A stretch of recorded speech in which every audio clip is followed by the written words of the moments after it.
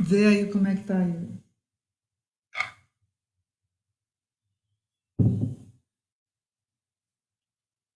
Agora tá aparecendo aqui. Isso. Agora você já pode já maximizar a sua tela da apresentação. Ah, tá. Então eu não me apresento, eu apresento já de cara, vai aparecer minha apresentação, é isso? Você já está ao vivo, tá? Tá, Eu vou até filmar aqui para mostrar o que está aparecendo, ó. tá. Só um segundinho.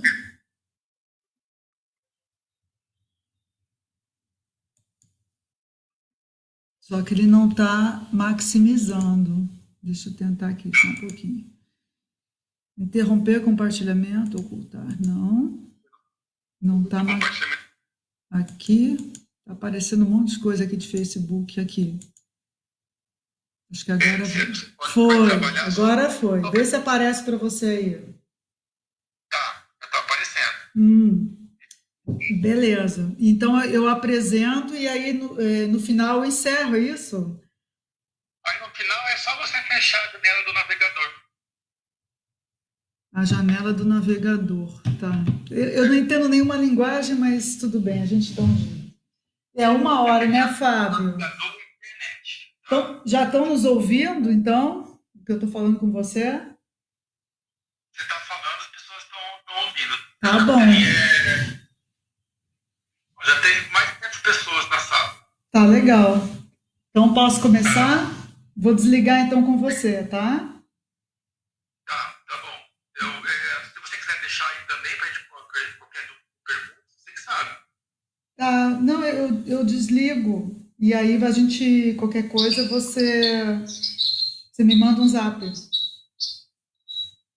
Obrigada. Beleza. Foi, o finalzinho foi correria, mas deu. Você vai bater todos os recordes. Já vai mais de 300 pessoas já. Caramba. Você tá me ouvindo, né? Qualquer problema, você manda o WhatsApp, tá? Tá bom. Beleza, obrigada. Tchau. Tchau. Bom, então, é uma experiência única, né, para mim. Bom dia a todos. Aqui na Suíça é boa tarde. E é muito estranho a gente falar para uma plateia que nós não estamos vendo. Mas eu queria dar as boas-vindas a todos. Agradeço muito ao convite da SBG para dar essa palestra. E também, especialmente ao Fábio, Elisa e a Simone, que na última hora me ajudaram aqui para colocar no ar essa apresentação. Meu nome é Renata Schmidt, eu sou professora da UFRJ. Atualmente eu estou fazendo um período sabático na Universidade de Berna, aqui na Suíça, trabalhando com deformação nos cinturões brasilianos. Mas a palestra que eu vou dar, muitas pessoas já conhecem, né, esse tema dessa palestra, que foi um projeto que eu tenho há praticamente quase 10 anos, na UFRJ, junto com a Petrobras, e que é relativo ao supercontinente Gondwana, né? E quando me convidaram para dar uma palestra à live, semana passada, eu tinha até sugerido falar do tema que eu estou trabalhando aqui na Suíça, mas ele é muito específico, né? Eu conversei com o professor Miguel Tupinambá da UERJ e eu sugeri, então vamos falar sobre Gondwana, e foi uma triste coincidência também, porque foi na semana que faleceu o professor Martin De Witt, da África do Sul, que é o nosso mentor do nosso projeto, né? E então eu aproveitei e vou falar um pouco também dele, do Martin, um geólogo extremamente renomado e que vai fazer muita falta, já está fazendo falta para todos nós. Então, eu vou apresentar a evolução tectônica do Gondwana com base no mapa que nós estamos gerando, né? Que na verdade está nas últimas fases, está saindo do forno. O mapa deve ser publicado finalmente esse ano e nós vamos fazer as últimas revisões nele. E, então, eu vou falar desse mapa, a apresentação, aí está ele, o mapa já foi exposto no Congresso Brasileiro em Porto Alegre, no Rio de Janeiro, e em outros eventos no mundo, né? Então, ele é um projeto que foi crescendo e as pessoas foram adicionando cada vez mais informações e ciência, né? Então, esse mapa estático que vocês estão vendo na tela, ele conta muita história, né? Ele conta a história da evolução do nosso planeta durante mais ou menos 800 milhões de anos, e ele mostra tudo isso, né? Eu vou tentar passar para vocês como que eu vejo tudo isso olhando para esse mapa que é o nosso produto final do projeto. Então, eu montei uma apresentação que eu espero conseguir fazer em 1 hora, até porque temos um limite, né, de atenção. E começando então com a apresentação, apresentando o Gondwana, né, quem é o Gondwana, esse supercontinente, o projeto e aí como que esse projeto se desenrolou, os principais desafios que nós enfrentamos, especialmente nos últimos 2 anos, né, a integração dos dados do banco de dados global fizemos, a reconstrução, que foi a tarefa mais complexa, e no final eu vou falar um pouco do professor Martin de Witt, que faleceu na semana passada. Vamos começar então a apresentação do Gondwana. A história da ciência, a história da ciência do Gondwana começou nesse pontinho vermelho aí, né? Então, eu acho que vocês conseguem reconhecer nessa figura os 5 grandes continentes que hoje existem, né? Que é a Austrália, a Antártica, a Índia, a África e a América do Sul. Esses 5 grandes continentes estiveram unidos por mais de 300 milhões de anos, há pouco tempo, né? Para o geólogo faz pouco tempo, né? 180 milhões de anos atrás, que seria a idade desse mapa que a gente está vendo aqui. A Terra era assim, no hemisfério sul. E esse ponto aqui, ele localiza na Índia um lugar onde foi descrita uma fauna, flora típica da época do Gondwana, né? É a região onde foi caracterizada a flora do Gondwana, que basicamente a espécie mais importante é a Glossopteris, essa folha que a gente está vendo aqui, que é uma espécie vegetal que não se dispersa pelos oceanos, né? Então, ela é uma espécie continental, e ela foi encontrada na África nessa época e bem descrita por esse geólogo que era do Serviço Geológico da Índia, e numa sequência de rochas sedimentares do Carbonífero e Cretáceo. E, ao mesmo tempo, esse geólogo austríaco Suez, ele identificou a mesma sucessão de fósseis na África, em Madagascar e na América do Sul. E ele apelidou de flora do Gondwana, da terra do Gondwana, porque essa região que eu mostrei, esse pontinho na Índia, chamada Jaipur, é onde morava os aborígenes Gonds. Então, o nome Gondwana vem dos Gonds. Esses fósseis foram encontrados em todos os grandes continentes, que hoje são separados por grandes oceanos. Portanto, a partir daí nasceu a teoria de que existia, a hipótese, que virou uma teoria, de que existia Gondwana Land. E o professor Alfred Wegener, no século seguinte, ele incorporou a Antártica e a Austrália nesse modelo, e aí surgiu então o conceito Gondwana, né, a partir de Suez e consolidado pelo Wegener, que ampliou o conceito para o Pangeia, que eu vou falar daqui a pouco. Então, esse é o nascimento do Gondwana, né? Esse pesquisador, o Alex Duar, da África do Sul, ele publicou, logo depois do Wegener publicar o livro sobre deriva continental, esse marco relação entre a América do Sul e a África, que é a evidência mais marcante, né, para aquelas épocas em que a gente tinha ainda ciência pouco evoluída, era a cartografia das linhas de costa dos 2 continentes, que encaixava, né, aparentemente muito bem. E isso, então, bateu com a geologia. A geologia também, as unidades da costa da África e da costa do Brasil, e aqui Argentina e Uruguai, eram muito semelhantes, né? O que também corroborou não só os fósseis, mas a parte geológica como um todo, né? Esse material todo foi o professor Martin de Witt, que me cedeu uns anos atrás, né? Ele era um fã, né, do geólogo Alex du Toit, que foi um dos pioneiros na história do Gondwana, né? Então, o Du Toit, ele tem uma forte formação nessa correlação América do Sul-África, especialmente esse orógeno que fica ao sul aqui, que ele chama de Jungfrau-Gelsenklein, que a gente chama de Gondwanides, que eu vou mais para frente, né, que foi um dos principais piercing points para a amarração do supercontinente Gondwana. Vamos falar da evolução do Gondwana, né? Eu sempre separo ele em três etapas, né? A etapa inicial, que é a etapa da formação do Gondwana, né? O Gondwana, como o professor Benjamin Bray da USP sempre fala, né?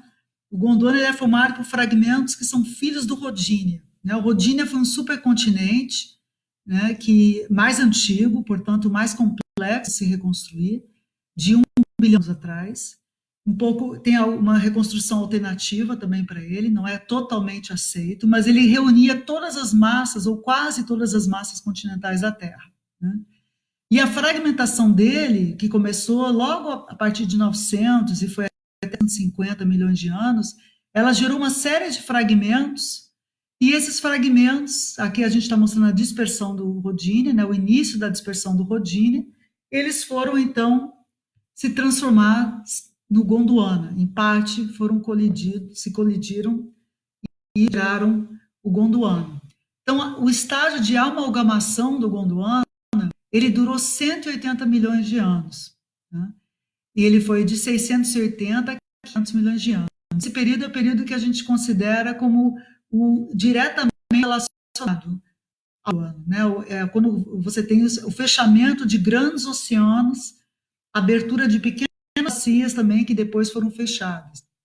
Quando a gente olha esse esquema de Erdőt, a gente percebe de 780 milhões de anos, 680, 600, até 520, quando o Gondwana está consolidado, prestem atenção nas cores dos blocos, né?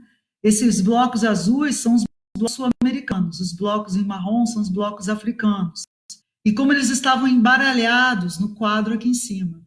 Então, se nós formos acompanhando cada um desses blocos, nós vamos percebendo, por exemplo, o fechamento aqui à Índia, separar a parte leste da África, que é o bloco do Congo, aqui a Tanzânia, a Zânia, e à medida que a gente vai avançando no tempo, isso vai se fechando e vai colidindo, e no final está todo mundo junto aqui no Gondwana. Então, esse processo é um processo que envolveu um período de convergência muito intenso, subducção de pequenas e grandes placas litosféricas oceânicas. Então, nós temos arcos intraoceânicos, arcos continentais, e essas colisões desses arcos, né, geraram orógenos acrecionários, colisionais, inclusive algumas orogenias intracontinentais, especialmente no continente australiano.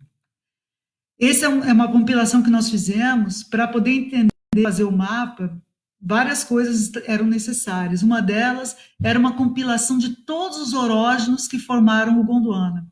Então, esses orógenos desse período aqui, que vai do Criogeriano até o Cambo-Ordoviciano, são 55.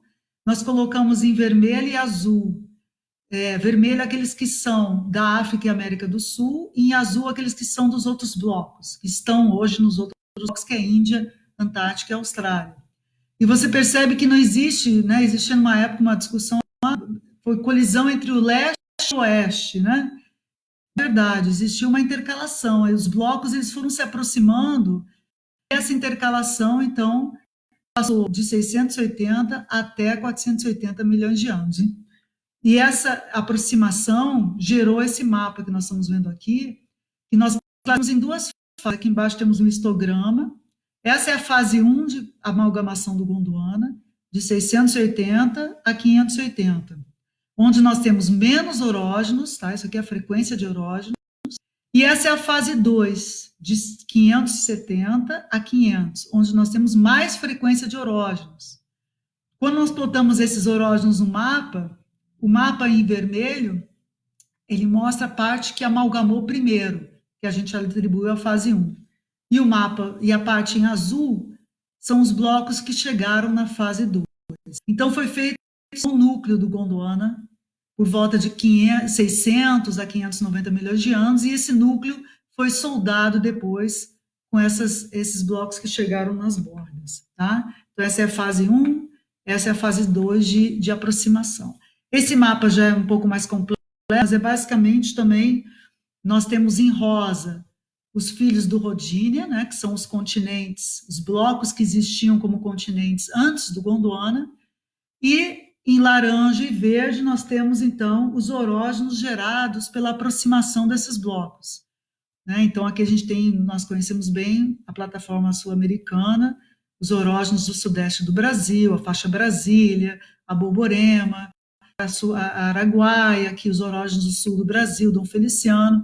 Então esses orógenos estão variando de laranja a verde claro, são orógenos que eu coloquei o período de ápice do metamorfismo e deformação em 4 etapas aqui, né? Essa aqui seria a fase 1, que eu mostrei antes, e esses dois de cima, os 2 verdes mais claros, é a fase 2. Então, assim era o Gondwana por volta de 500 milhões de anos atrás. Notem que a parte superior, a porção norte do Gondwana, está cheia de bloquinhos. Nós vamos falar deles. Eles foram embora, né? No nosso mapa, eles não constam no nosso mapa, que é de 180 milhões de anos. Bom, uma vez amalgamado, nós tínhamos uma litosfera, uma colagem de blocos, né, de natureza distinta, né, bem distinta. E aqui temos um continente formado, né? O que aconteceu nesse continente? Internamente, você tinha cadeias de montanhas e grandes bacias. Tá? E essas grandes bacias, elas são muito importantes no estudo da evolução da vida na Terra, porque as bacias paleozoicas e mesozoicas do Gondwana, no nosso caso, olha só essa coluna de comparação feita pelo Linol, né, que é um ex-doutorando do professor De Witt. A bacia do Amazonas, Parnaíba, bacia do Paraná, que são as nossas bacias aqui, elas registraram tudo o que aconteceu, ou em grande parte a história do planeta Terra, desde o Cambriano, Cambo-Ordoviciano, até o Jurássico.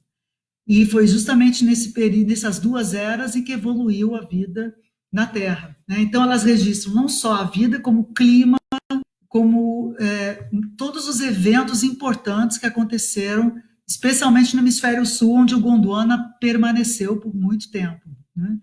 Essa figura do Bastian-Linol mostra uma correlação, uma tentativa de correlação das grandes bacias gondwânicas. Então, eu falei das brasileiras, e ele colocou aqui também o Congo, o Taodine e Cape Karoo, que são as africanas, né? E aqui os eventos. Então, a gente tem uma glaciação que atingiu pelo menos as bacias aqui do Paraná, as bacias do sul do Gondwana, Cape Karoo, Congo. Outra glaciação aqui. Temos, por exemplo, no caso, o Bacia do Parnaíba, uma grande sedimentação paleozoica, enquanto no Congo nós temos um grande hiato deposicional, né, ou erosão. Então, essas correlações, elas mostram eventos globais. E por isso o Gondwana foi extremamente importante, é extremamente importante no estudo da evolução da vida na Terra. Espera aí que agora travou aqui. Isso. Enquanto as bacias se depositavam nas margens no centro do Gondwana, as margens elas eram bem complexas, né?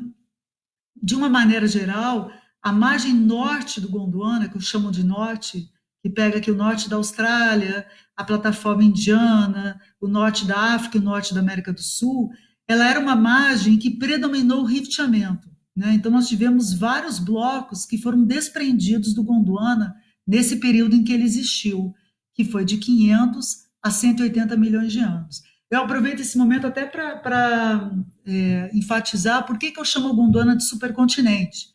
Essa figura que nós estamos vendo é o Pangeia. O Pangeia, ele é um supercontinente no sentido de que ele reuniu todas as massas continentais maiores da Terra num período de tempo, que foi um período relativamente curto, né? Os supercontinentes, eles duram poucos milhões de anos por conta de uma desinstabilidade que ocorre no planeta, né? Termodinâmica de você ter uma... Porque os continentes são como tampões, né, na propagação do calor que vem lá do núcleo. Então, eles não se sustentam muito tempo. O Gondwana, eu considero um supercontinente, apesar de não ter sido, né, não ter englobado todas as massas da Terra, a não ser nesse momento aqui, que é o momento Pangeia da história do Gondwana, por conta justamente dele ser uma grande massa continental, um volume muito grande, com 70% quase dos continentes atuais, numa placa só, e ele durou 320 milhões de anos, que a gente está vendo aqui em cima. né? O que é uma anomalia na evolução da Terra, você ter uma placa continental desse tamanho com essa duração. Então, nesse sentido, eu considero ele supercontinente, tá? Esse momento Pangeia, ele foi o seguinte, né? O Gondwana migrou para o norte, né, no final do Carbonífero, e colidiu com essa região da Europa e América do Norte, e formou o Pangeia. Mas logo em seguida já houve o rompimento disso aqui, e o Gondwana se afastou dos blocos do norte. Só que, como eu sempre digo, quando ele se afasta dos blocos do norte, ele nunca mais volta a ser o mesmo, e ele começa a sofrer rifteamento, tá?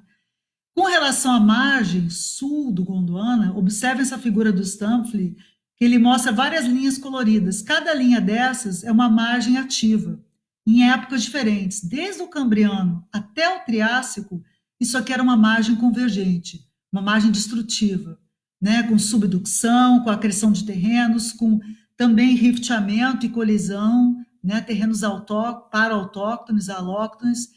É uma margem ativa que continua até hoje nos Andes, na América do Sul, e também na região da Nova Zelândia, tá? Então, essa é uma característica do Gondwana. Aí, logo depois que ele se separou do Pangeia, né, que ele rompeu a ligação com o Pangeia, ele nunca mais voltou a ser o mesmo, e a gente tem a quebra continental em períodos diferentes, e durou 100 milhões de anos para se desfazer, né? Essa aqui é a última imagem do Gondwana. A última ponte continental era a Antártica com a Austrália, que se rompeu por volta de 85 milhões de anos. Então, tem um vídeo que eu gosto muito, né, de mostrar, que é o próximo, do professor Colin Reeves, que mostra, essa inclusive é a última versão dele, de 2020, que ele me enviou, que mostra a animação desse rompimento do Gondwana. Então, esse rifteamento, ele ocorre em diferentes porções do Gondwana, né? Houve um afinamento e estiramento dessa litosfera. Em grande parte, nós conseguimos ver que teve uma participação de calor associado a isso, né? A gente tem as Large Igneous Provinces, que são as LIPs, que estão relacionadas ao Cretáceo, a essa quebra. E isso, o que deu o produto, são as margens vulcânicas e não vulcânicas que nós temos hoje nos nossos continentes. Nossas margens continentais, elas são registro da quebra do Gondwana. Então, esse é o vídeo do professor Colin Reeves. A gente, vamos ver se ele funciona. Né? Ele é muito bom, tá ali o site dele. Eu sugiro quem quiser baixar, ele tem várias versões. Tá? O interessante, a gente já está vendo aí que a África está toda quebrada em placas, né? Ele já considera o Gondwana uma placa heterogênea, e essas cicatrizes que o Gondwana tinha, elas vão facilitar o rompimento dele. Então, agora voltamos aí no Carbonífero. Olha o que vai acontecer com o Gondwana. Ele migra para o norte, ele colide com os blocos do norte, aí aparece o Camp, que é essa lipe aqui, a lipe de Beauvais, aí a lipe de Tristão, que nós conhecemos bem, e associadas a elas, então, começa a formação dos assoalhos oceânicos. Olha a saída da Índia para colidir com a Ásia, e a formação do Oceano Índico e do Oceano Sul, aqui da Austrália, que são os mais jovens pós-Gondwana, tá? Isso aqui eu não vou me reter a esse vídeo, dá para ficar horas falando sobre ele, e é muito interessante. Vamos falar, então, do projeto um pouco. O projeto Gondwana, acredito que a maioria já conheça, né? Eu já apresentei várias vezes essa palestra. É um projeto que já encerrou oficialmente, pelo menos o financiamento dele junto à Petrobras. É um projeto que durou por volta de 9 anos, mas nós continuamos ele na universidade, fechando os adultos. Ele também, em parte, ele virou um IGCP, nós cadastramos ele na Unesco em 2013, e ele virou um projeto de correlação global, porque sem o apoio da Unesco ia ser complexo fazermos um mapa da Índia, um mapa da Austrália, nós precisávamos da colaboração de cientistas do mundo inteiro, e para isso nós precisávamos ter uma chancela de uma organização internacional. Então esse foi um dos principais motes que nos fizeram levar a essa inscrição na Unesco, e a Unesco também financia esses projetos, né? Esses projetos são muito pouco liderados por brasileiros, e a Unesco toda abre a possibilidade de inscrevermos projetos globais, né? Tivemos mais de 200 cientistas no mundo inteiro colaborando, e 50 instituições, né? Então, aqui estamos as logos de todas essas instituições que nos apoiaram. O principal objetivo, eu peço perdão que a apresentação está em inglês, mas eu acho que também é útil, né? Eu apresentei agora há pouco aqui na universidade, então aproveitei que a última está atualizada a apresentação. O principal objetivo do projeto sempre foi criar o mapa paleogeológico do Gondwana, e não só uma colagem de terrenos ou uma colagem de polígonos, mas um mapa que mostrasse a geodinâmica desse continente. Para isso, nós precisávamos repensar o conceito de Gondwana e os processos geológicos. Nós temos um mapa mais conceitual, né, que é o que eu vou mostrar para vocês, um mapa que mostre a ciência, mostre a tectônica do Gondwana. Isso para nós fomos um exercício geológico e que precisou ser baseado em muita pesquisa de outras pessoas e muitos conceitos e modelos que criamos. Então, isso que está aqui embaixo seria uma colagem. E nós esperamos que o nosso mapa tenha ido um pouco além dessa colagem. Né? Esse é o mapa que o professor Martin DeWitt publicou com a equipe dele em 1988, então 30 anos, com o financiamento da Associação Americana de Petróleo. Na época ele estava, inclusive, entrando na África do Sul, ele já tinha trabalhado muitos anos nos Estados Unidos, e esse mapa é o nosso norte, sul, leste, oeste, que eu falo, né, o nosso principal exemplo, um mapa na escala 1 para 10 milhões, né, o nosso projeto entrou mais em detalhe, né, e ele fez isso numa época em que o GIS estava começando ainda, né, então ele fez muito disso aqui em papel, né. Nós vamos falar um pouco mais desse mapa. Esse é o outro mapa do Gondwana publicado, um mapa geodinâmico, né, o mapa do Martin DeWitt era um mapa mais geológico, esse é geodinâmico, e ele mostra, dá para observar que a Patagônia desapareceu, né, aqui embaixo. Ele é um mapa que mostra mais províncias, terrenos geotectônicos, então ele é muito interpretativo. Né? Então nós queríamos meio que fazer um merge desses dois mapas. Queremos um mapa geológico, mas com que tivesse uma pitada, né, um temperinho de dinâmica, geodinâmica, para mostrar exatamente o que era o Gondwana. Bom, os primeiros 5, 6 anos foi basicamente integração de dados, tá? E não foi pouca coisa, aí está a metodologia.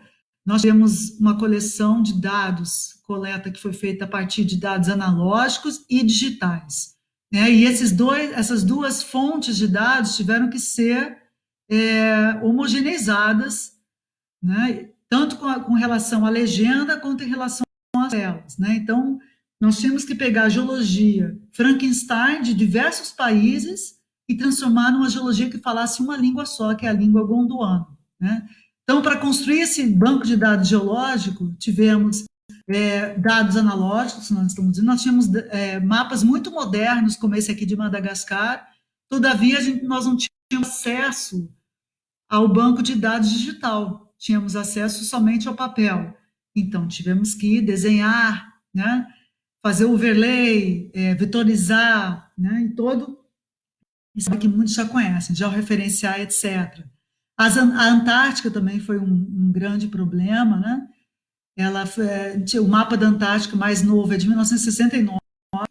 Então, nossa fonte, né, a Antártica não é um continente que tenha países, né? Então, a nossa fonte foram os artigos. Então, pegamos figuras de artigos, mapas, georreferenciamos, né, naquela linha da imprecisão, né, desse grid, e conseguimos, então, fazer a geologia da Antártica, interpretar a geologia da Antártica com base no que estava publicado. E isso tudo foi ajustado dentro das imagens que temos acesso, que são as imagens de satélite, os modelos digital de terreno, um pouco da geofísica disponível, né, de MAG grave, deu para melhorarmos um pouco essa geologia. Esse é o banco de dados.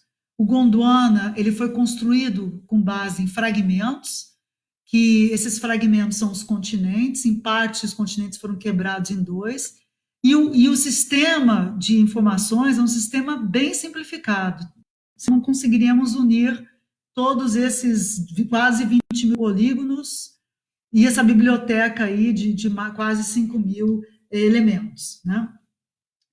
Criamos uma legenda também simplificada, em que a cor principal dos polígonos indica a idade da rocha, a idade do protólito, no caso das metamórficas.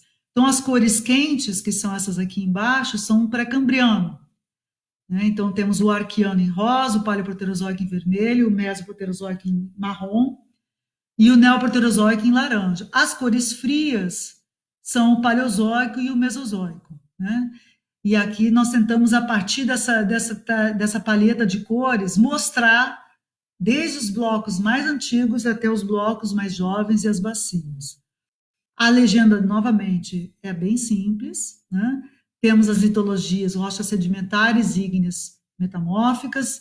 Metamórficas conseguimos classificar em grau, ígneas em plutônicas e vulcânicas, e as sedimentares, elas não têm nenhuma textura. As ígneas conseguimos também classificar de acordo com a geoquímica, né? As rochas alcalinas, ultrabásicas, básicas, quando tínhamos essa informação disponível. Então, vamos ver um exemplo aqui da costa sudeste da Austrália, na região de Victoria Land, na Antártica. Vamos ver um exemplo dessa legenda. Já chama atenção aqui as cores, né? Aqui, nessa porção, você vê que são as cores frias. Isso aqui já é paleozoico, né? Esse aqui é o cinturão acrinário paleozoico que existiu na margem do Gondwana grande parte da sua existência. Aqui ao norte, que é a região de Adelaide, na Austrália, nós temos o cráton de Gawler e Mawson, na Antártica, e aqui o cinturão neoproterozoico, equivalente ao nosso brasiliano delameriano, lá, né, o orógeno delameriano. Então, as cores já mostram, né, que isso aqui é o crescimento desse continente. Ele começou aqui, tinha uma margem, aqui são a famosa fauna ediacarana, né, definida na região aqui de Adelaide, e aqui a faixa móvel brasiliana e aqui a construção da Austrália, né? Bom, vamos dar um zoom ali na região de Adelaide. Então, nós temos o mesoproterozoico, uma rocha vulcânica, aqui uma rocha plutônica, um exemplo de uma rocha cambriana plutônica, aqui um exemplo de uma rocha metamórfica arqueana e paleoproterozoica, de grau médio, aqui de grau alto, que é a arqueana. E notem também que essas rochas de grau alto, aqui, arqueano e paleoproterozoico, o traço metamórfico é preto. Isso é o que eu vou falar agora, né? Vou até chamar atenção já nessa figura mesmo. Olhem aqui no cinturão brasiliano, que não é brasiliano, né? Mas é o equivalente em tempo. Olha esse paleoproterozoico. O traço metamórfico dele é branco. E essa diferença na cor do traço das rochas metamórficas, ela nos indica o momento do orógeno que gerou esse metamorfismo. Então, esse paleoproterozoico ele foi envolvido na orogenia brasiliana panafricana. Esse paleoproterozoico não foi. Isso daqui é cráton, isso aqui é a faixa móvel gondwânica. E isso é muito importante na hora de nós olharmos o mapa e vermos a construção desse mapa, né? A construção desse continente. Então, aqui temos isso que eu acabei de me referenciar, o traço das rochas metamórficas, ele tem cor, e a cor indica o momento do metamorfismo. Então, nós vamos aqui, temos as 3 etapas da construção do Gondwana. Desde o mais antigo toniano, que está associado ao Rodínia, né? O criogeniano ediacarano e o ediacarano cambriano, que é a fase 2 do Gondwana. E aqui são os orógenos da margem gondwânica, né? Os orógenos que ficaram aí, existiram até o momento da queda. A legenda estrutural é uma legenda bem simples, com feições básicas, já conhecidas de geologia estrutural. Vamos dar um exemplo aqui do sudeste do Brasil, aqui, né, a costa do Rio de Janeiro, aqui é Angola. Então, olha que interessante, aqui é o cráton de São Francisco, aqui é o terreno Cabo Frio, na margem, na região dos lagos, no Rio de Janeiro. Então, nós temos aqui o arqueano, o paleoproterozoico, todo em traços preto. Aqui é o bambuí, né, o neoproterozoico sedimentar. E aqui as rochas que são da mesma idade do bambuí, só que metamórficas. E aqui são os inlayers de embasamento antigo, só que com o traço vermelho e branco, que é a deformação criogeniana, cerca de 600 milhões de anos, e a deformação cambriana, cerca de 550 milhões de anos. Então, nós conseguimos ver o cráton, a margem do cráton, os primeiros eventos orogênicos na faixa ribeira, e aqui o evento orogênico mais jovem da faixa ribeira, na margem, que equivale ao que a gente tem na Angola, né? Então, essa foi a ideia dessa legenda tectônica. Bom, agora eu vou falar então do grande desafio nosso, né, do mapa nos últimos anos, que é a reconstrução do continente. Depois de termos feito o mapa geológico, então nós precisávamos encaixar agora esses blocos, né? E isso não foi fácil. Então, a etapa 2 da metodologia é essa aqui, é reconstruir a placa. E no caso, então, tendo já os fragmentos gondwanicos, nós tínhamos que identificar essas placas, onde elas, qual é esse quebra-cabeças, quem são esses participantes desse quebra-cabeça, como rotacionar eles e aí encaixar no final e gerar o layout do mapa. Essa figura também foi o professor Martin DeWitt que me cedeu. Ele tem todas as anotações do Alex do Toá, né? Então, mesmo 100 anos atrás, o Toá já reconstruiu o Gondwana usando como piercing point esse erógeno aqui, que é do Permiano. Aqui são as cadernetas dele. Ele viajou para a América do Sul, visitou a Argentina, Uruguai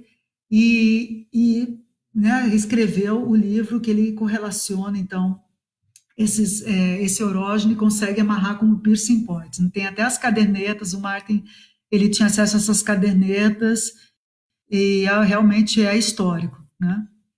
Bom, esse foi o livro que ele publicou de e ainda estamos fazendo isso. Notem aqui as Malvinas, as Falklands que ele coloca, né? Elas estão numa posição que hoje seria impossível, né? Que hoje nós temos o assoalho oceânico mapeado e sabemos que as Falklands não se encontram aqui. Então vamos lá. Então esse é o mapa que nós do Toá, né? Que nós só colorimos ele. Esse é o mapa atual do Gondwana. Então percebam que o nosso mapa nós temos muito mais detalhe, né? A escala é 1 para 5 milhões. E agora eu vou falar para vocês como encaixamos ele, né? Essa imagem do professor Martin mostra como eles encaixaram o mapa do Gondwana de 1988. Né? Eu vou mostrar mais para frente uma reunião, as reuniões que ele participou, as fotos que ele gravou, guardou desse projeto. Temos muitos desafios nessa reconstrução. Tá? O primeiro desafio é deformação intraplaca. Nós não podemos pegar a América do Sul e a África e encaixar elas como placas rígidas. É só olhar esse mapa que eu já mostrei para vocês. É só olhar aqui, ó. O Gondwana, ele era uma colagem de placas. Então ele não se comportava igual. A placa africana são várias subplacas, né? E isso era fundamental identificar antes de fazer essa aproximação. Não existe uma superplaca continental. Então, a deformação intercontinental é fundamental. Esse vídeo do professor Collin mostra isso. Esse sistema de quebras na África, que ele está rotacionando aqui, é um sistema de rift do Cretáceo muito conhecido, inclusive com petróleo aqui dentro do continente africano, e que mostra que a placa africana, ela abriu, fechou internamente. Então, para encaixar a margem continental brasileira com a africana, precisa encurtar ou estender porções internas da África para poder fechar o encaixe perfeito. E isso era o primeiro conceito que tínhamos que avançar, né? Ou seja, para quebrar a placa, precisamos entender a herança dessa placa, a herança litosférica, né? Então, a placa, ela é diferente, então ela vai geologicamente se comportar diferente quando ela está sob tensão ou quando ela é aquecida, né? Então, quando a gente olha aqui, por exemplo, essas aqui são as principais suturas de amalgamação do Gondwana. Note aqui o Atlântico Sul, como ele aproveitou essa sutura, né? Ou aqui o Oceano Índico, ou aqui o oceano que separa Madagascar, o Oceano Índico aqui, né? E aqui, o Oceano do Sul aqui, que não abriu a faixa d'Ámara. Então, essas suturas, né, elas também tiveram um papel importante durante a quebra do Gondwana. Esse é o nosso modelo último, né? Essas são as placas que nós quebramos o continente, né? Então, vocês notam, cada placa tem um número. Para construir o modelo Gondwana, cada uma dessas placas rotaciona. Notem a América do Sul, eu acho que essa foi uma das principais contribuições do projeto. A Pamela Richetti, ela fez o mestrado só estudando a herança da placa sul-americana, que não era levada em consideração pelos outros trabalhos, né? Então, você quebrava bem a África, mas não quebrava a América do Sul. né? Você tinha quebras que não faziam muito sentido geológico para a evolução da placa sul-americana. Então, a Pamela estudou aqui o pré-cambriano, o fanerozoico da placa sul-americana, as reativações das falhas, né? Aqui o transbrasiliano, a zona de cisalhamento da Borborema, e ela fez uma proposta de quebra de placas da América do Sul. Então, para encaixar esses blocos com a África, precisamos, então, mover um pouco um bloco em relação ao outro. Isso facilita um pouco, né? Aqui só os, né, a região onde ela quebrou, por que, que ela quebrou, né? Aqui é o dique de Ponta Grossa, né? O enxame de diques Ponta Grossa, aqui é a Bacia do Tucano. São regiões que a gente tem uma atividade no Cretáceo e que esse pequeno movimentação, né, que a gente pode fazer, aqui é o alacógeno de, agora esqueci o nome, né, esses sistemas aqui, essa pequena movimentação de fechar e abrir esses blocos ajuda no encaixe no final aqui. Então, ainda, mesmo assim, você ainda tem overlaps e gaps entre as placas, que a gente vai falar daqui a pouco, que é o problema das margens, tá? Esse é o modelo que temos, que estamos usando atualmente. Esses são os blocos, né? O bloco ele se move em relação ao outro. Aqui é o bloco fixo da África do Sul, que foi é o nosso norte, né? Que é o sul da África. Cada bloco tem uma movimentação, uma latilong, etc. Usamos, claro, a compilação dos blocos do leste de outros autores. E para juntar os blocos, precisamos fazer duas coisas: desfazer o assoalho oceânico e unir os piercing points. Esse mapa do Martin DeWitt, publicado num artigo, ele elenca os principais piercing points de conexão entre a América do Sul e a África. Olha aqui, esses números. Espera aí que apareceu um negócio aqui. Então aqui são os principais. Espera aí que deu algum pau aqui. Aguenta aí, fechar o programa, aguardar o programa responder. Só um segundo, gente, só que faltava agora. Eu acho que deu problema. Deixa eu ver que eu posso aguardar o programa responder. Eu acho que eu vou fechar o programa e vou reabrir. Vamos ver se eu consigo. Desculpem por isso, mas teve algum problema aqui na transmissão. Mas esses piercing points que a gente está vendo, né? Agora, o que eu faço? Acho que vou ter que ligar para o Fábio. Vamos ver se eu consigo abrir.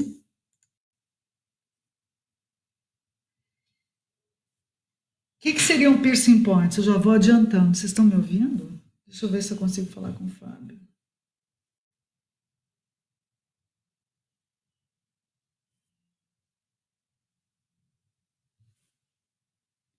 Alô?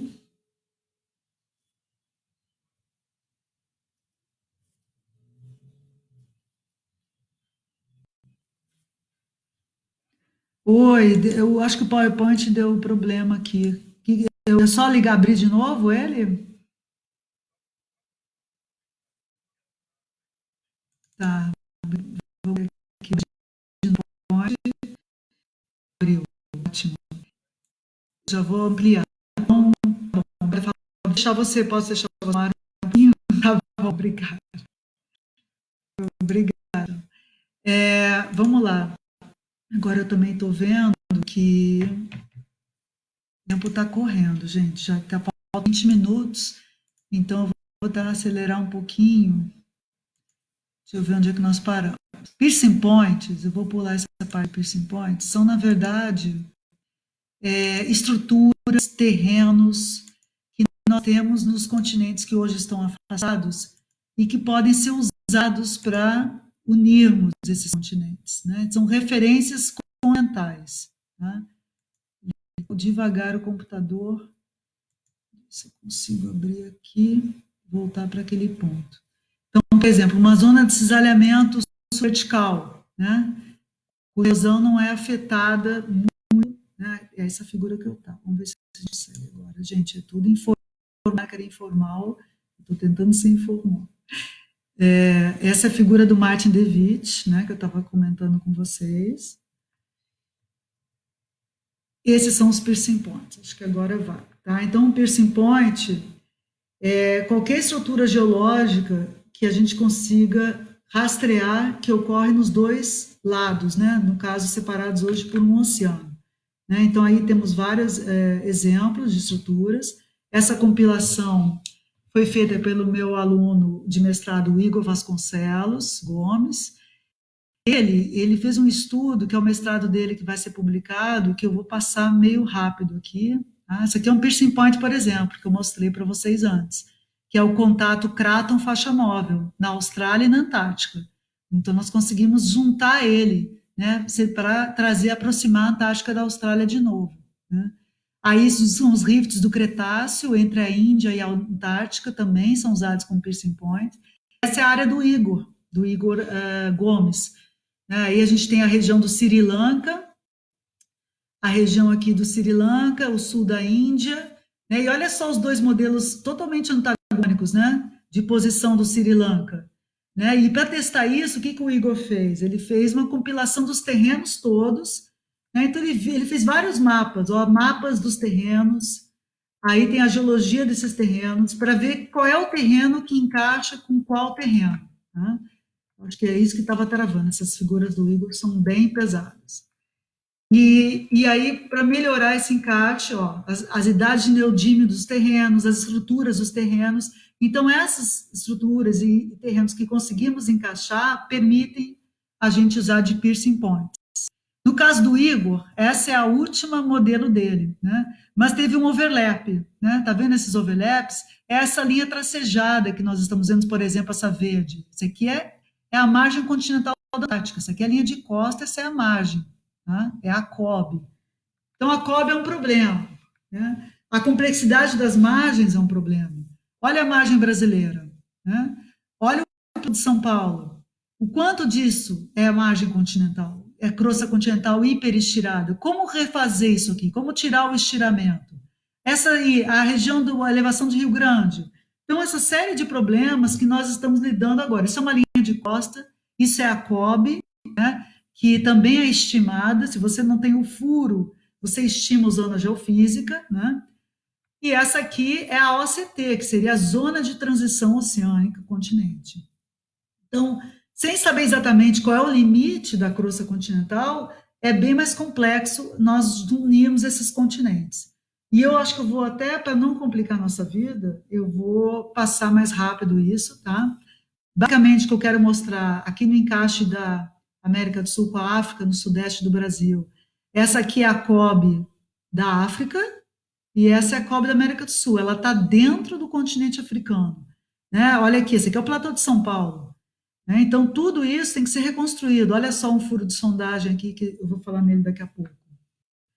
E aí tem uma série de problemas, margens, que eu não vou entrar em detalhe, né? Que são as margens hiperestiradas, a exumação do manto subcontinental, que faz com que você adicione material aqui que não encaixa com o outro lado, mas na verdade tinha que estar por baixo do continente. Então, esse tipo de problema que a gente teve que abordar. Os microcontinentes também, né? Eu vou dar sempre o exemplo da Nova Zelândia. Tá? Esse aqui é o 8º continente da Terra. Essa é a Nova Zelândia. Só 10% dela aflora acima do nível do mar. O resto, a Nova Zelândia faz parte do Gondwana. O resto é uma crosta continental super estirada que ficou abaixo do nível do mar. Olha a Nova Zelândia no nosso mapa. Né? E ela, então, teve que ser reconstruída. Né? E eu não vou entrar em detalhes aqui, é a reconstrução bem complexa, porque está associada a 2 eventos do Cretáceo de estiramento aqui. Né? A nossa solução para a Nova Zelândia, o evento, a questão da elevação de Rio Grande, que eu acho que deveria ser uma palestra especial aqui na Life, isso já dou a dica aí para os organizadores. Tá? A Michele Graça, da CPRM, tem um trabalho muito interessante na elevação do Rio Grande, que é uma região offshore, vulcânica, na crosta oceânica, mas com rochas continentais. Né? Então, isso indica que tenhamos, talvez, microcontinentes aí espalhados na margem continental. Mesma coisa no Oceano Índico, como encaixar esses pedaços de continente perdidos dentro da margem continental. E o problema final nosso foi reconstruir a margem do Gondwana. Né? Essa margem, essa aqui é a solução final que nós fizemos, da margem ativa. Né? As Malvinas é um problema à parte, também sugiro convidar o professor Vitor Ramos para dar uma live. foi o modelo que nós adotamos. Esse aqui é o platô das Malvinas, é um platô totalmente continental. Aqui são os terrenos da Antártica, a Península Antártica desconectada do bloco Antártico, e aqui é a Nova Zelândia. Então, esses blocos são extremamente alóctones. Né? No caso das Malvinas, tivemos que fazer um workshop só sobre as Malvinas, sobre esse encaixe. Isso também é material para outra palestra. Tá? Nós temos as Malvinas aqui, como o Dutoit colocou em 1927, como a AD sugeriu, baseado em paleomagnetismo, em 1952, e como o professor Vitor Ramos sugeriu. Tá? Mas infelizmente, vou ter que pular, porque realmente aqui eu terei que contar uma história longa para vocês, que está associado a esse link do Gondwanides. Né? Lembra que eu falei daquele Gondwanides do Dutoit? As Malvinas, elas têm rochas da mesma idade da Serra Ventana, Cape Fold Belt, Ellsworth Mountains. São rochas depositadas do Cambriano até o Carbonífero e que foram deformadas no Permiano. Essa deformação a gente observa dos dois lados do Atlântico, na Antártica, né, e nas Malvinas. Só que aqui das Malvinas, o problema que sempre se colocou é que as Malvinas sempre teve uma vergência do orógeno contrária à vergência da América do Sul e da África. A vergência do orógeno das Malvinas é para sul, enquanto esse orógeno aqui na América do Sul e na África é para o norte. Então, para colocar as Malvinas aqui, os pesquisadores rotacionavam ela quase 180 graus. E isso era um problema. Quando nós começamos a ter dados do fundo oceânico, né, esse aqui é o platô das Malvinas, né, não podemos ficar rotacionando blocos no oceano se nós não temos evidências da crosta oceânica. A crosta oceânica ela é mapeável, principalmente a partir das anomalias magnéticas. Então, foi difícil convencer, está sendo difícil convencer a comunidade científica de que as Malvinas, na verdade, elas estão muito mais ligadas à evolução da Patagônia do que a evolução do Cape Fold Belt aqui em cima, apesar de ser da mesma idade. Né? Então, essa reconstrução, nós colocamos aqui todos os platôs continentais, os furos, para tentar preencher essa parte em branco, que é o mundo perdido do Gondwana, a crosta continental que mais sofreu durante a ruptura. Então, para reconstruir ela é muito mais complicado. Né? Aí os blocos da Antártica, que eu também vou ter que passar mais batido, para a gente poder falar sobre o professor Martin, que tivemos que reconstruir usando os arcos magmáticos do Cambriano até o Jurássico, né? E a margem norte não tivemos muito o que acrescentar, né? Como o nosso mapa é um mapa de 180 milhões de anos atrás, praticamente os blocos gondwânicos, olha aqui o mapa da Ásia, tudo que está em marrom eram blocos gondwânicos. E esses blocos, eles saíram do Gondwana e colidiram com a porção norte aqui, que formou o continente asiático. A Índia foi o último bloco, né? Então, o nosso mapa, ele pega a Índia. Aqui, por exemplo, eu botei o exemplo do Afeganistão. Tem um pequeno bloco no Afeganistão que saiu do Gondwana mais ou menos no Jurássico. Então, nós acrescentamos no nosso mapa. Olha o mapa da Europa.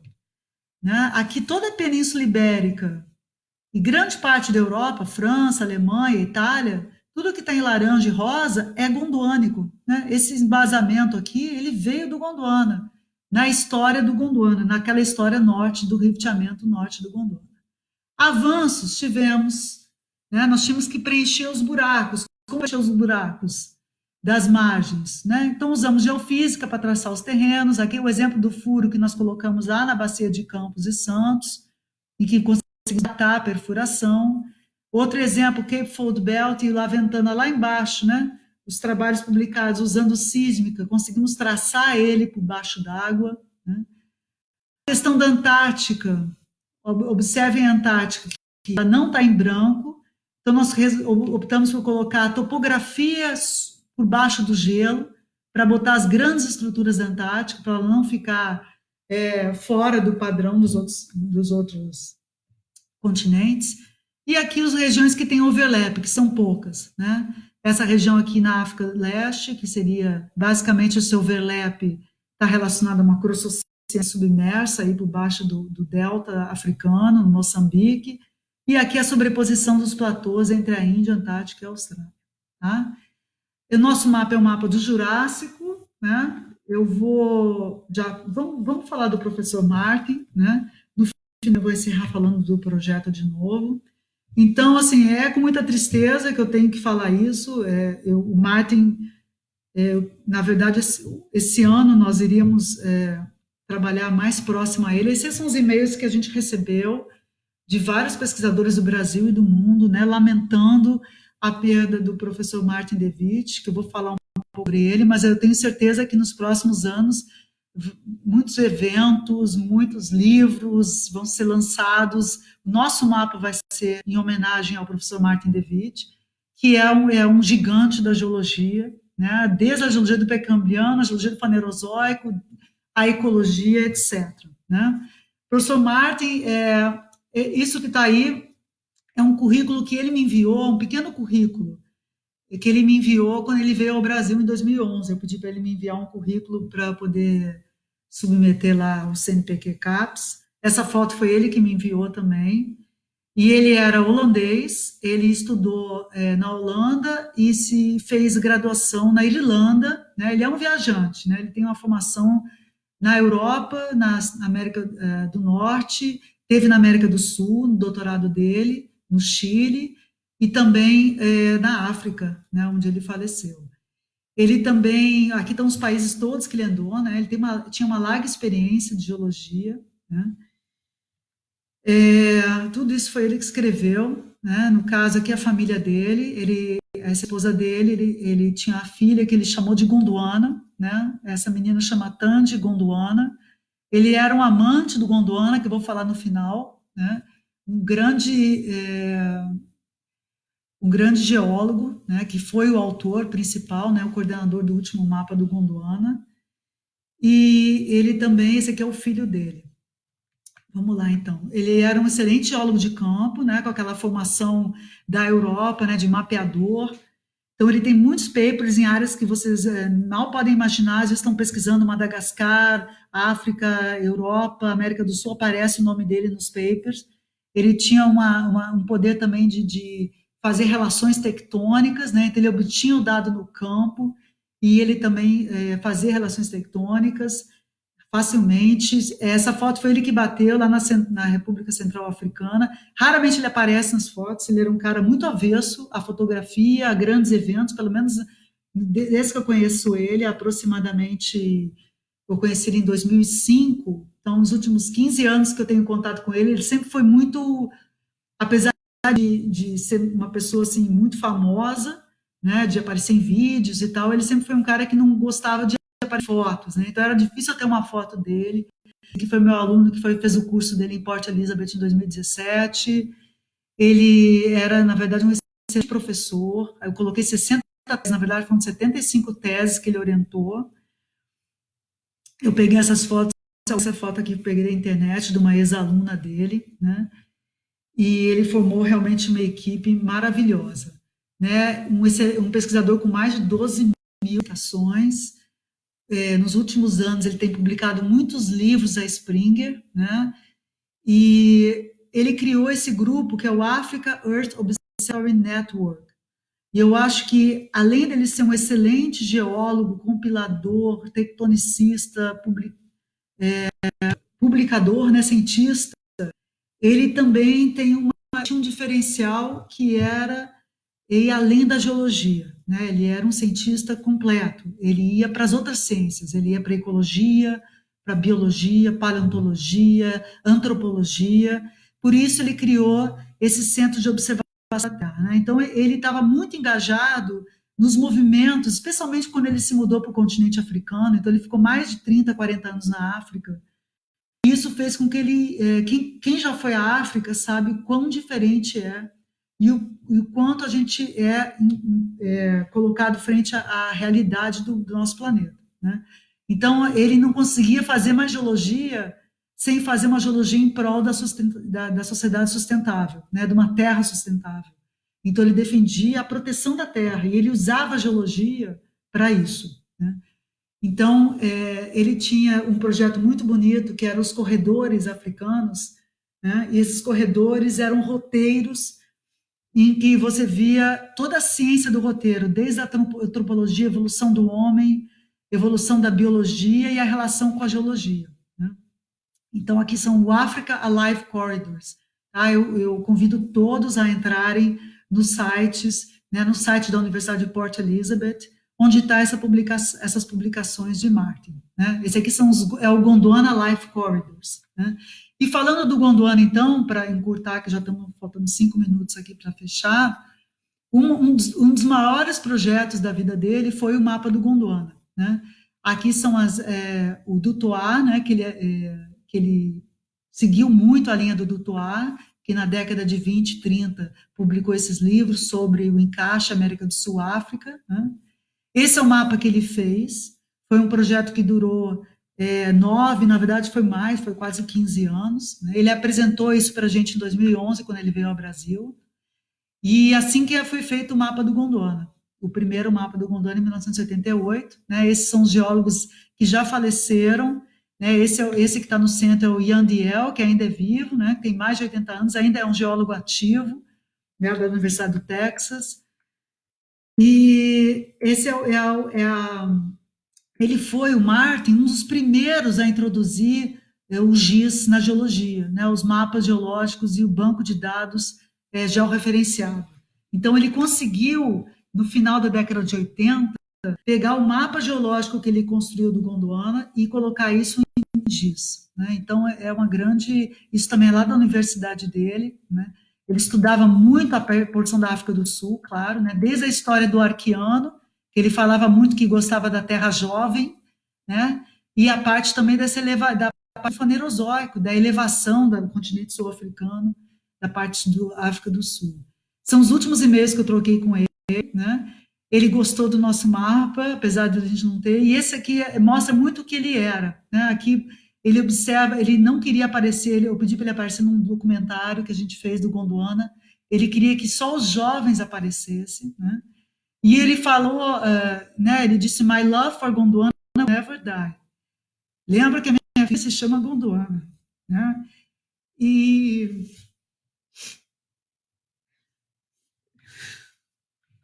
bom, e outra coisa legal também que ele falou é ele era muito a favor assim dos menos favorecidos, né? Então ele falava muito assim que faltava mulher na geologia, né? Então ele ficava muito feliz com o fato de eu liderar o projeto, né?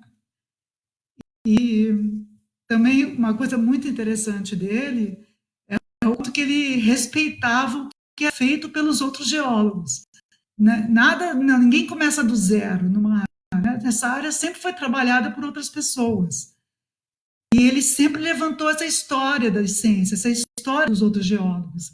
Quando ele foi no Rio, ele apresentou aqui, olha só, mostrou a caderneta do Dutoit, e ele mostrou que o Dutoit foi para o Rio de Janeiro, ele levou 15 dias para chegar em janeiro, 1923, né? E aqui ele tinha levado só um dia, 9 horas no avião para chegar no Rio de Janeiro. Então ele conta essa história. Agora são algumas imagens dele no Rio, né? Quando ele deu a palestra para a gente, aqui ele inaugurando o laboratório, né? O Edson Milani, o professor Caim, o professor Gerson da UFRJ, nessa inauguração. Aqui quando eu falei do Jardim Botânico, ele era encantado com a parte ecológica, biológica, com as crianças, as gerações, né? Aí ele, no nosso grupo de 2011 do Gondwana, temos muito orgulho de começar o mapa, é o nosso grupo atual, né? Então agora eu vou concluir, falando do grupo e do mapa, né, dos produtos. Aqui é a Evana, que é a nossa co-líder, que é responsável pelo GIS, sem ela nunca a gente conseguiria concluir esse mapa, aqui toda a nossa equipe. Vou destacar só o Warren Miller, que é um doutorando do Martin, que ficou 6 meses com a gente, nos ajudou muito no mapa da África. Né? Então, esse grupo também andou pelo mundo, nós fizemos campo de correlação, né? No Piercing Points, em vários lugares do mundo, né? Teve várias teses. Aí o grupo do Gondwana de 2008, o encontro do Gondwana, onde nasceu a ideia do mapa, as meetings todas que tivemos do projeto com todas as pessoas. Então temos uma uma história em que o Martin participou desde o princípio, né? Aqui o mapa apresentado em 2017 em Bangkok, aí os pesquisadores, e aqui são os últimos eventos do nosso projeto, e na Suíça, né, no evento da Antártica, e no Rio de Janeiro, ano passado, fizemos um workshop só com o grupo das Malvinas, né, que é uma grande polêmica no mapa. Então, tivemos o professor Vitor Ramos, da Argentina, e o representante das Malvinas, o Ceviche inglês. Então, é uma reunião política, histórica, científica, né, que nós temos muito orgulho. O museu da UFRJ, em que a gente tem uma salinha lá do Gondwana, do projeto, né, quem quiser visitar, a minha parceira Ivânia, com a bênção do Papa no mapa, né? E para quem está interessado nessa evolução do mapa, do nosso mapa, o principal produto vai ser publicado esse ano, na escala 1 para 5 milhões, e vai estar disponível para todos. E vai ter uma versão também da 1 para 10 milhões, que é do tamanho da versão do professor Martin DeWitt. Tá? Vamos ver o que mais que eu tenho aqui. Eu queria agradecer o convite de novo. Aí são os mapas por continente, nós também vamos lançar o mapa por cada continente. Tá?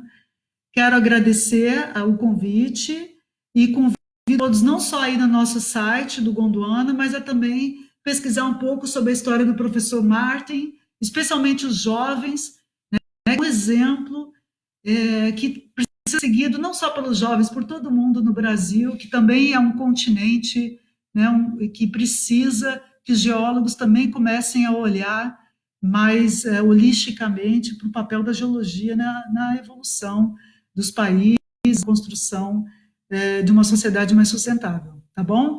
Então, essa é a ideia, essa é a palestra, eu agradeço, desculpe aí a falha no meio, e é muito estranho, né, a gente não ouvir feedback, mas eu vou encerrar, então, a palestra, vou ligar aqui para saber se deu tudo certo, e eu desejo a todos também uma boa quarentena, muita saúde, tá? Fundamental para todos nós.